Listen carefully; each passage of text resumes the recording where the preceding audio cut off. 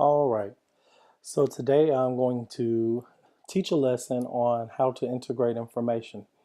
This is covered by standard RI 6.7, and the standard reads, develop a deeper understanding of a topic or issue by integrating information from different print and digital media sources that is presented in a variety of formats, including written text, maps, charts, graphs, timelines, or diagrams. All right. So first thing first, we're going to look at the key terms. With this standard, there are three specific terms that you always want to remember because if you get the terminology down, then you'll be able to effectively master this skill.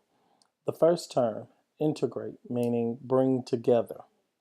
When we integrate information, we're basically gathering information from various places, but then we're going to bring it all together to focus on one main idea. All right, the next term, formats. Formats is simply the different ways that authors present information. All right, and then the third term will be develop, which means to grow more and more. Or, in other words, how does the author get you to understand the initial part of the topic versus the end result? In other words, if we're looking at different formats, how does the author show you a main point in one format and how does the author show it in a different one?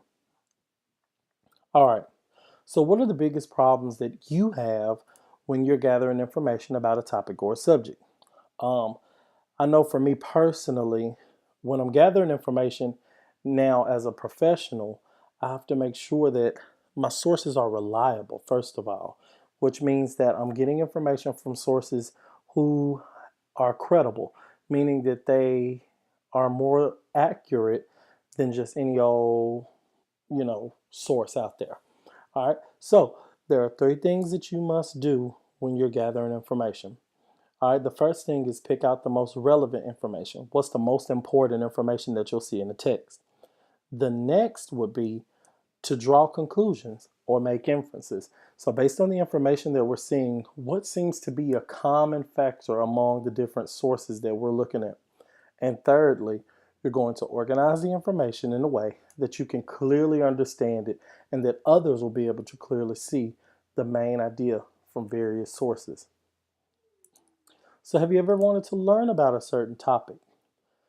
Um, what may what may be something that you have wanted to learn about, and what's something that you found interesting about that topic? All right. When you're gathering information from different texts about the same topic or subject, it basically helps us understand what the author wants us to know. It helps us understand that main idea a lot better because everybody learns differently. So some people may learn from a visual aid more so than an actual text. All right. What tools could we use to look up information? All right.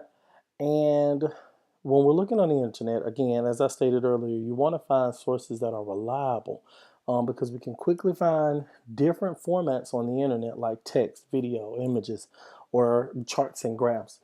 Um, and so you want to use certain sources more than others because they're more reliable.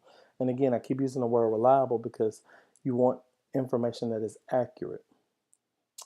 All right, so quickly, the four types of media formats used to deliver information. They're going to be, first one is print, which is just what we're used to seeing in books, just the text. All right, the second is images. The third will be visual aids, which are like charts, graphs, ways for readers to truly be able to understand the information. And then lastly, which is number four, will be video and multimedia. In this format, you're going to actually be able to see and hear the information be presented in a certain way. All right, so what we're going to read about today, we're going to read about the gecko. And we're going to gather information about the gecko, and we're going to use the Ready Workbook source. All right, so first again, we're going to look at the four different types of formats and what information that we learn from or what information we gather from these formats. And the first will be print, which are books, magazines, websites even. And what we get from that source, we get detailed information, we get facts and statistics. This will probably be one of our more common formats because, again, we want to get reliable information. The next will be visual aids, which are charts, graphs, diagrams, maps. Again, as I stated earlier, this is a lot of facts in an easy to read format.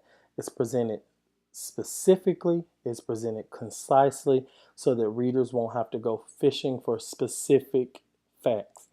All right, the next one, images, photos, illustrations.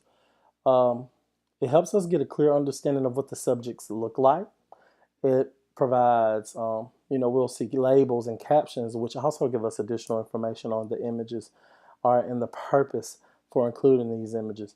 And lastly, video and multimedia, which are films, documentaries, slideshows, newscasts, and animations. All right, with this source or this format, it's more interesting. It's verbal and visual, which again, you're able to see and hear. And I have a YouTube link that I can't go into detail right now, but we may revisit it at the end if we have time.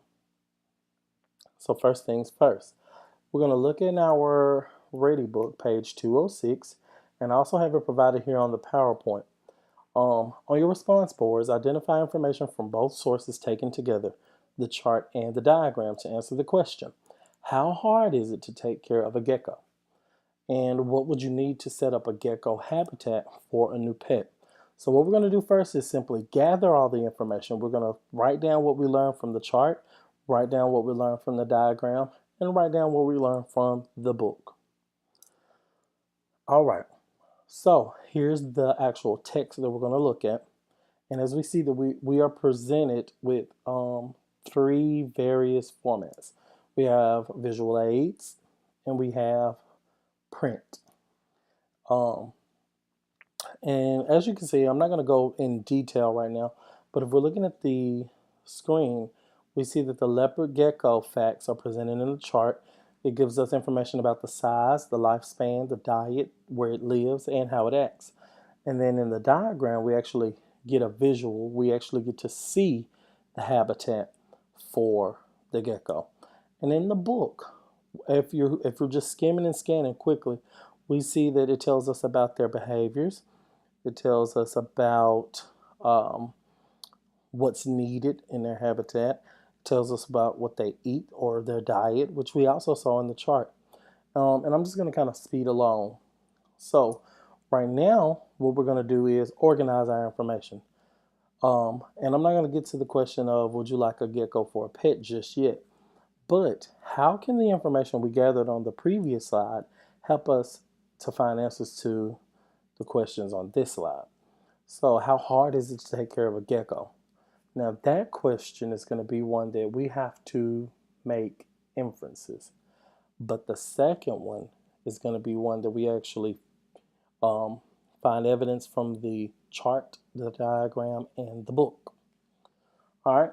And the last slide that I'm going to go over for today will be the similarities and differences. Again, once we've gathered our information, once we've actually looked at what is found in each format, then we can compare and contrast. We can find what things were alike in all three formats, what things maybe were presented that were not presented in some formats. And then we're going to draw a conclusion or make inferences to determine how to answer our questions. And again, I'll go back. How hard is it to take care of a gecko? And what would you need to set up a gecko habitat for a new pet?